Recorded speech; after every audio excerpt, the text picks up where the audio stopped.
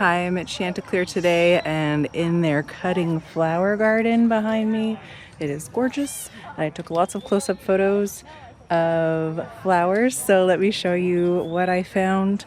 I hope you get a chance to come to Chanticleer because it is amazing. I'm Kendall. This is Kendall's greenhouse. Thanks for joining me. There is a garden on the main line of Philadelphia that its own staff refuse to call an arboretum. They call it a pleasure garden. And nowhere is that idea more alive than in a single sunlit rectangle near the vegetable beds. A place designed not to be admired from a distance, but to be picked, gathered, and carried away by the armful. This is the cutting garden at Chanticleer. To understand it, you have to understand the family that built the place around it. In 1912, a pharmaceutical executive named Adolf Rosengarten Sr. bought 7 acres of farmland in what was then the Pennsylvania countryside. How do I do it? Up, down. Oh, it's too smart for me. Oh, in.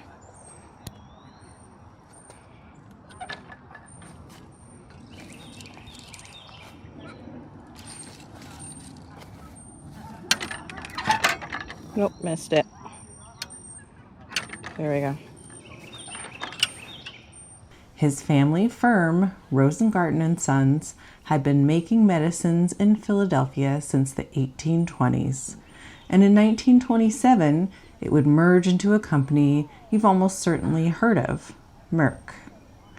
The Rosengartens named their summer home Chanticleer, an old literary name for a rooster, the proud cockerel who rules the barnyard in Chaucer's Canterbury Tales, and later a grand house in a Thackeray novel. Look for that rooster today and you'll find him everywhere, carved in stone at the gate, worked into railings, hidden in the details. Chanticleer, after all, simply means a rooster who crows. For decades, this was a private estate. Then in 1990, the last of the family, Adolf Rosengarten Jr., died and left the entire property and a foundation to run it to the public. 3 years later, in 1993, the gates opened for the first time. What visitors found was not a museum of rare specimens behind little name tags. It was something looser, warmer, and far more personal. That was by design. Back in 1978, Rosengarten Jr. had asked horticultural experts what Chanticleer should become. Their advice was decisive.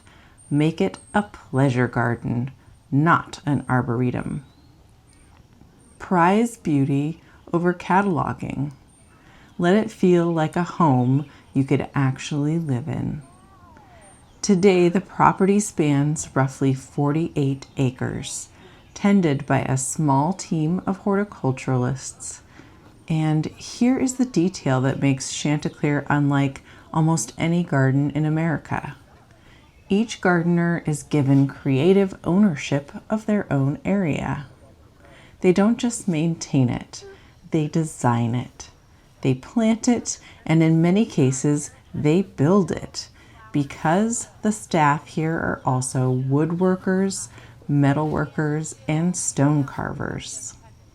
The benches you rest on, the gates you pass through, the railings under your hand, many were made by the same people who chose the flowers, often from timber and stone reclaimed right on the property.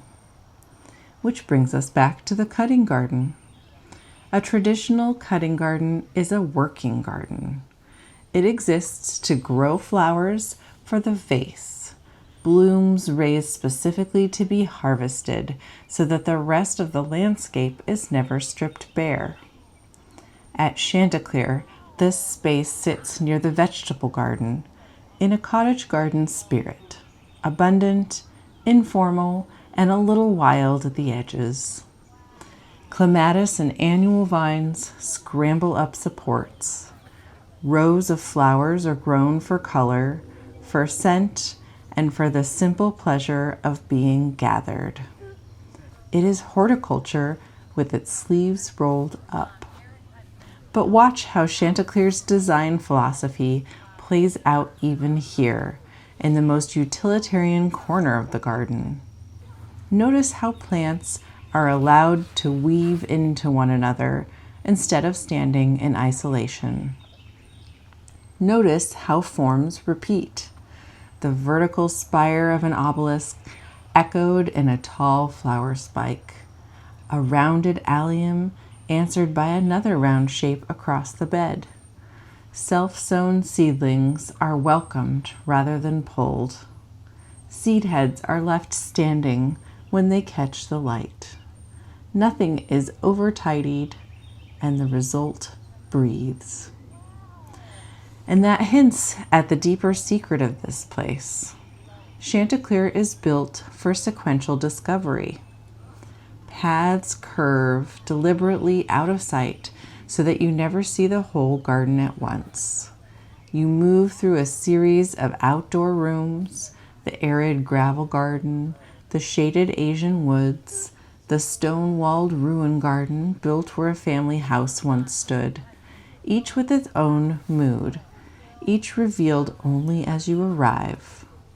The cutting garden is one of those rooms, a bright, productive, and almost domestic pocket that feels like stepping into a private household's flower patch. Look closely and you'll find the small human touches that regulars come back for. Handmade chairs placed exactly where the view is best. Stone drinking fountains. Foliage treated as the foundation of every scene, with flowers as the seasonal bonus on top. And because the plantings change week to week, Chanticleer even publishes what's in bloom. No two visits are ever quite the same. The garden you film in spring is a different garden by late summer. There's a quiet philosophy underneath all of it. Chanticleer keeps a domestic scale on purpose. It wants you to walk, to sit, to picnic, to linger, to treat 48 acres of world-class horticulture as if it were simply a very generous backyard. In an age of gardens designed to be photographed, this is a garden designed to be lived in. And the cutting garden, where beauty is grown expressly to be picked and taken home, may be the purest expression of that whole idea. So if you get a chance to visit, don't rush it. Follow the paths that disappear around the hedge. Sit in a chair some gardener built by hand. And when you reach that sunlit rectangle of clematis and cottage flowers humming with bees, remember what it represents. 100 years of one family's home, opened to the world, and still, after all this time, a garden made simply for pleasure. I hope you enjoyed that walk through the cutting garden. It is gorgeous. It's a little hot if you can't tell by looking at me. I'm ready to head home to dinner, but I hope you get a chance to come to Chanticleer, and I can't wait to see you again in another video soon.